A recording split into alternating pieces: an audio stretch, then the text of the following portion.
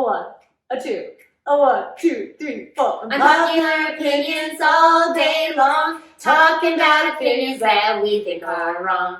All the books and movies in the library, bound to be something for everybody. We got opinions, ooh, ooh, ooh. We got opinions, ooh, ooh, ooh. Love them or hate them, we're gonna have some fun today. Ooh, ooh, ooh. Woo! Song by Leon Renee. Song by Leon Renee, lyrics by us. Thank the popular domain for that one. Yep. Hi, everybody. Hi. A little unconventional start to our program today. I'm Margaret. I'm Cheryl. We're both from the Southeast Branch Library of the St. Johns County Public Library System, and we're here today to give you our unpopular opinions. Yeah, if you didn't get that from the song. So we are going to be featuring some movies and books in our collection that we loved and everyone hated, or vice versa, and including some other opinions. Yeah. So we just want to shake it up a little bit. There's something for everybody. And we're doing this program in honor of our St. John's Read book this month, which is the library book by Susan Orlean, which most people love. Yes. So that's that one. We don't have any unpopular. No unpopular. That was a really good one. Very good. So should I get started? Yeah, let's jump in. All right. So my first item I'm featuring is Cocktail from 1988, starring a 26-year-old pre-couch jumping Tom Cruise. He really had his stuff together back then. Yeah, nowadays he's in the spotlight for other reasons. Yes, yes, that's true. So in 1988, this movie was not well received. It has currently a 7% rating on Rotten Tomatoes, which you know anything about that website, that's really stinky. That's not good. And it also won the Golden Raspberry Award in 1988 for Worst Film of the Year. Worst Film of the Year. And I am here to argue against that opinion. I thought it was a delightful, fun 80s-tastic romp. I really enjoyed it. It's not something you have to think too deeply about, but Tom Cruise plays Brian Flanagan. He's just gotten out of the army and he wants to go to New York and become a businessman. Cue cool 80s montage of him getting turned down from every business agency in the city because he doesn't have a degree. He then meets Brian Brown's character, Doug, who's a bartender at what looks like a TGI Fridays, but is never quite established, and becomes a bartender to earn extra money. And that's where the flaring comes in. That's a type of bartending where you're throwing bottles behind your back and catching things. And there's some really great musical sequences in here. The music's great. He has a falling out with Doug and ends up going to Jamaica for a couple months. And that song Kokomo from the Beach Boys, which I love to sing. Yeah, it's a great, great song.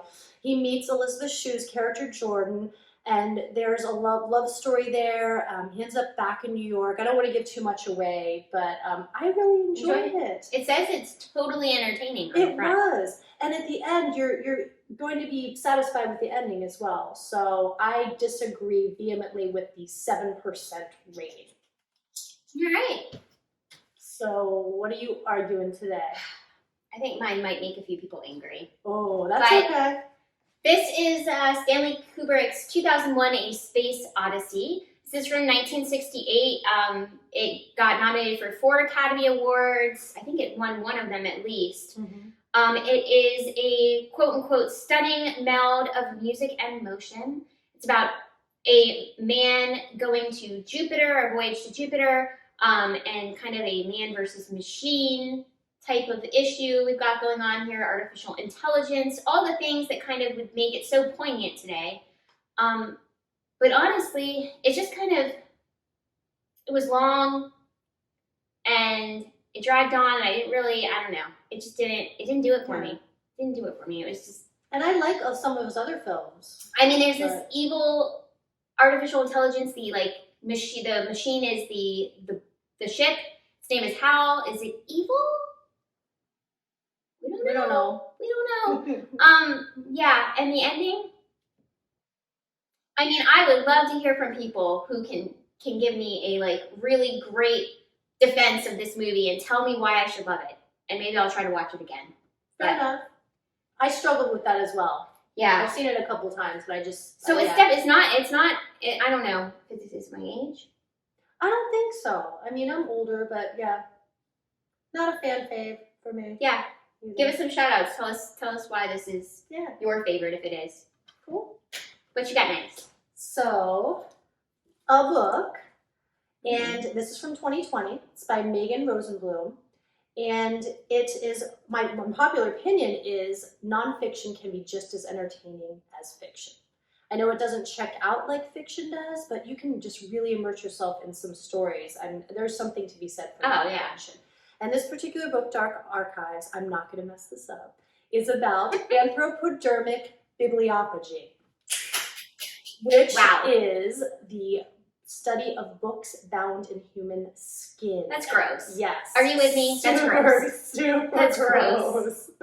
And there have been 18 confirmed human skin books found. The author is a librarian. That's cool. Yeah, shout out to librarians. And she goes around the country and tries to discover these books. But it's really about much more than that. It's kind of about the intersection of ethics and medicine. And weirdly enough, most of the people that bound these books were doctors. I think the latest one was 1913, but a lot of 1800s. And you would think it would be the Nazis. She didn't find any confirmed books during that time period.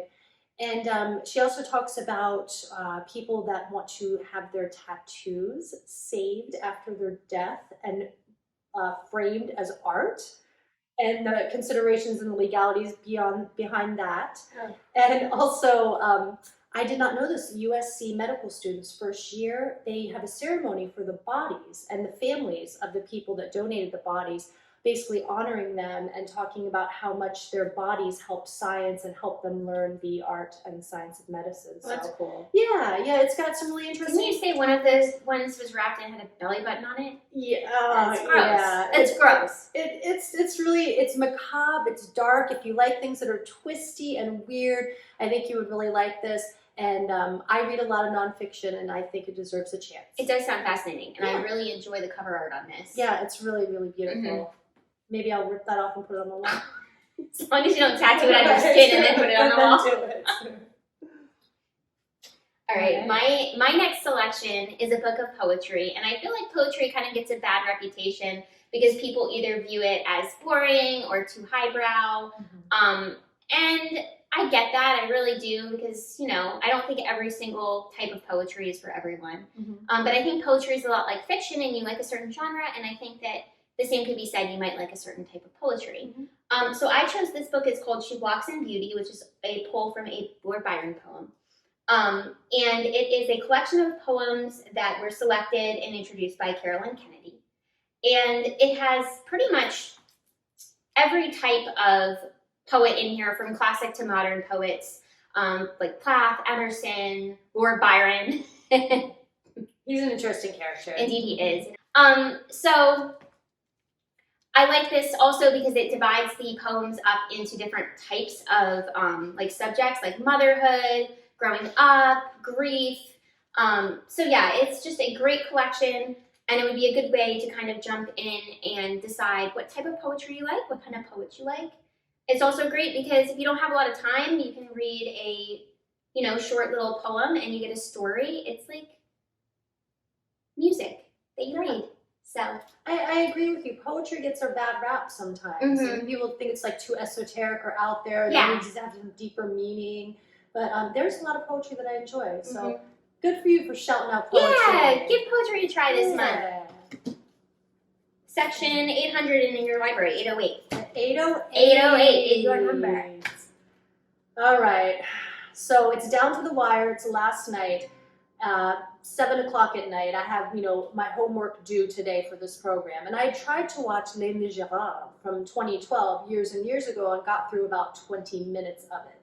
And I have to say, it was a rough one for me. It was nominated for 8 Academy Awards, so this is definitely an unpopular opinion.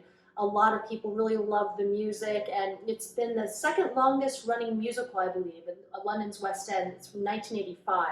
And what I often ask myself, though, especially after watching this, is who looked at 1862 Victor Hugo's novel about pestilence and disease and poverty and prostitution and went, Oh, that would make a great musical. Great musical. Yeah. I actually really like the musical. Oh, I do. it has 50 songs in the movie. Mhm. I won't go into the plot too much because there are about 400 bajillion characters, I think. But Jean Valjean, Hugh Jackman, is the main character. He's been jailed for 19 years for stealing bread. Not even for himself, but for Yes, his family. yes.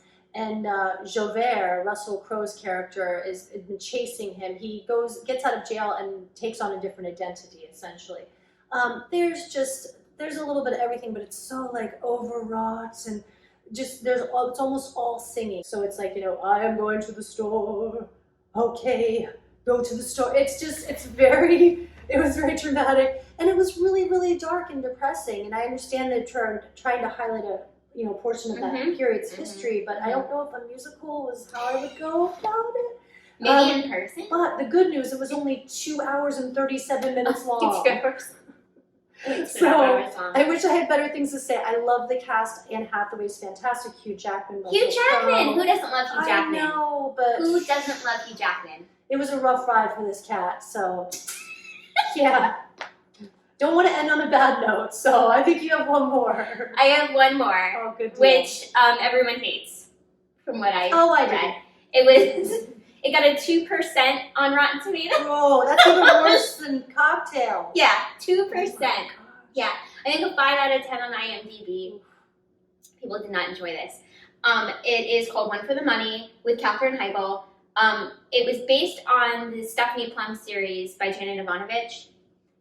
So from what I read with the reviews, it was pretty much if you love the books, you'll hate the movie. Now, hopefully there's some outliers out there.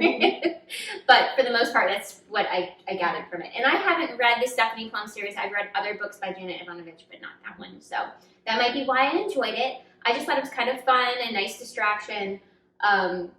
Stephanie Plum has just recently lost her job. She needs to find something fast, and she decides to take up bounty hunting. And one of her first assignments is looking up an ex-flame and trying to capture him and bring him in. And from there, things get crazy. There's guns. There's comedic elements. There's comedic elements. There's nudity. Yes. Like comedic nudity. Comedic. Yes. Yeah. So it's just kind of a lighthearted, fun film.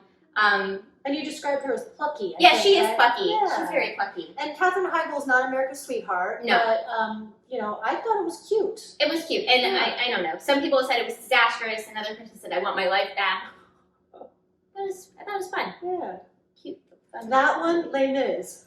Another popular recent musical was Cats. Oh, yes. With Taylor Swift that came out. And James Corden? Yes. And it got just destroyed. Destroyed, yeah. Yeah, I haven't seen it yet. No, I'd like to see it. And I love Cats.